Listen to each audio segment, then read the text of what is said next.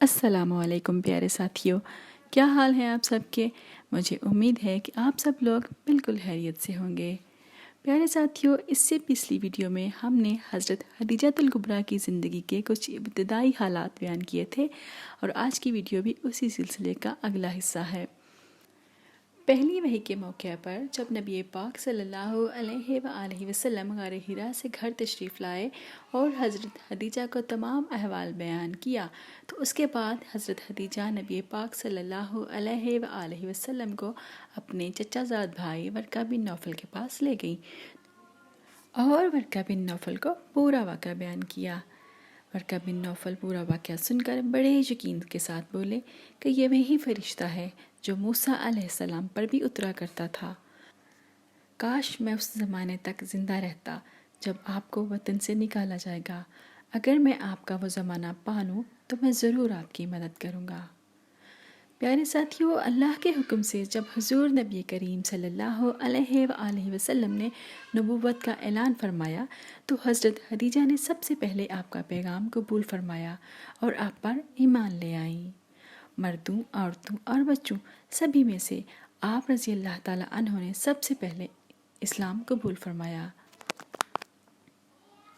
سیدہ خدیجہ مکہ کی بہت ہی با اثر شخصیت تھیں۔ آپ رضی اللہ تعالیٰ عنہ نے نہ صرف نبوت کی تصدیق کی بلکہ آپ صلی اللہ علیہ وآلہ وسلم کی مددگار بھی رہیں، جس کی وجہ سے کچھ عرصہ تک کفار نبی پاک صلی اللہ علیہ وآلہ وسلم کو اذیت نہ پہنچا سکے۔ مشرکین مکہ آپ صلی اللہ علیہ وآلہ وسلم کو جھٹلاتے، جس سے آپ صلی اللہ علیہ وآلہ وسلم کو بہت صدمہ پہنچتا، لیکن یہ صدمہ حضرت خدیجہ رضی اللہ تعالیٰ عنہ کے پاس جا کر دور ہو جاتا۔ وہ آپ کی ہمت بڑھاتی اور آپ کا سہارا بن جاتی۔ کفار مکہ کے سلوک نے آپ صلی اللہ علیہ وآلہ وسلم کو شعیب ابی طالب کی تنگ گھاٹی میں رہنے پر مجبور کر دیا۔ ان حالات میں بھی ام المومنین حضرت خدیجۃ الکبریٰ نے آپ صلی اللہ علیہ وآلہ وسلم کا پورا ساتھ دیا اور آپ کے ساتھ ساری تکالیف اور سختیاں بھی برداشت کرتی رہیں۔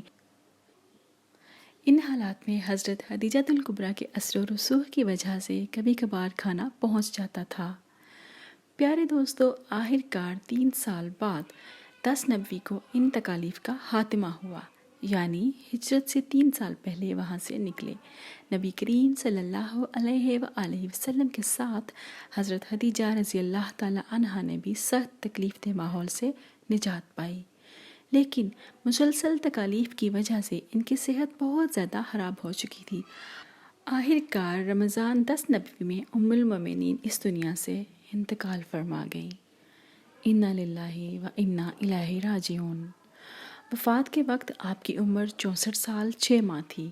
آپ کی قبر جنت المعلیٰ میں ہے۔ آپ کی وفات کے سال کو عام الحزن یعنی غم کا سال قرار دیا گیا۔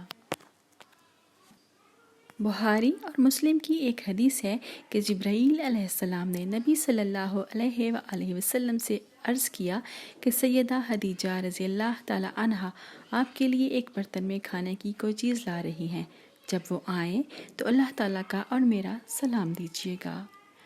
نسائی کی ایک روایت کے الفاظ یوں ہیں کہ جبرائیل بارگاہ نبوت صلی اللہ علیہ وآلہ وسلم میں حاضر ہوئے اور عرض کی اور کہا کہ حق تعالیٰ سیدہ خدیجہ رضی اللہ تعالیٰ عنہا کو سلام کہتے ہیں۔ سیدہ رضی اللہ تعالیٰ عنہا نے جب یہ الفاظ سنے تو فرمایا کہ سراپا سلامتی ہے اور جبرائیل پر بھی سلامتی ہو، اور آپ صلی اللہ علیہ وآلہ وسلم پر سلام اور اللہ کی طرف سے رحمت ہو۔ سیدہ خدیجہ رضی اللہ تعالیٰ عنہا کی ایک اور بہت بڑی فضیلت یہ ہے کہ ان کی زندگی میں رسول اللہ صلی اللہ علیہ وآلہ وسلم نے دوسری شادی نہیں کی، کیونکہ آپ صلی اللہ علیہ وآلہ وسلم ان سے بہت محبت فرماتے تھے۔ سیدہ خدیجہ رضی اللہ تعالیٰ عنہا کی وفات کے بعد اکثر آپ انہیں یاد فرماتے اور بہت تعریف کرتے۔ پیارے دوستو، مجھے امید ہے کہ آپ کو آج کی ویڈیو بھی پسند آئی ہوگی۔ اسے اپنے دوستوں کے ساتھ شیئر کیجیے، لائک کیجیے، اور اگر آپ میرے چینل پر نئے ہیں تو پلیز اسے سبسکرائب کیجیے اور بیل آئیکن کو دبائیے۔ ہم اپنے چینل کو کس طرح سے مزید بہتر بنا سکتے ہیں، اس بارے میں اپنی رائے کمنٹ باکس میں دینا مت بھولیے۔ پھر ملیں گے انشاءاللہ۔ اللہ حافظ۔